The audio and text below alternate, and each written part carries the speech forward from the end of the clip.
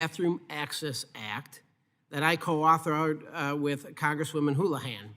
And Mr. Pugh, could you tell us, what's it like for a trucker to try to find a place to simply use the bathroom when you're out on the road? What's that like? Well, unfortunately, it can be a struggle, and I never thought we'd be sitting here in the House of the Congress of the greatest nation in the world talking about giving people the right to use the restroom when they're trying to do their job. But unfortunately, I guess that's where we've gotten in society thanks to COVID. This all came out of COVID as we saw so many places close their restroom and close their restroom access. Now, it happened at places before. It haven't happened to myself personally. But since COVID, so many places have never opened their facilities back up. Drivers, like we have talked about, they're allowed to work a certain amount of time, they have a certain amount of hours. So they are trying to get to where they need to be, get the products delivered to the shippers and the receivers. The least a receiver could do is allow that person to use a facility that they have in place already when they get there, and it's not happening. It's just not that simple, is it? Yeah.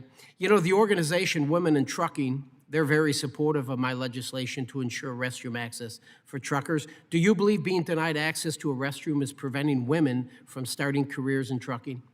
I think yes, for sure. I mean, we all know that the operational challenges to use a restroom for a woman is more than a man. Right. So, of course, why would women not, Is it making it more difficult for women to remain in jobs behind the wheel? Yeah, I would for certainly say. Mm-hmm.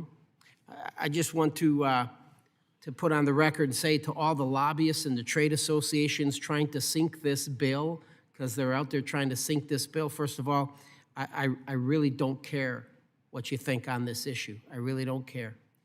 Just imagine if Congress opted to ban lobbyists from using bathrooms as you wait outside these committee rooms or offices. Imagine if you were told, hey, all the lobbyists, all you guys, go outside, find a tree. Hell, go find the fire hydrant. Go outside and relieve yourself because we're not going to let you do it in here. How long do you think that would last? I bet you they would be very, very frustrated.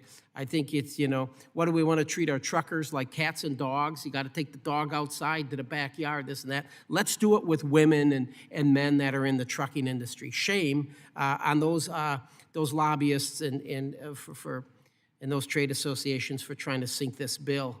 I believe it's the right thing to do.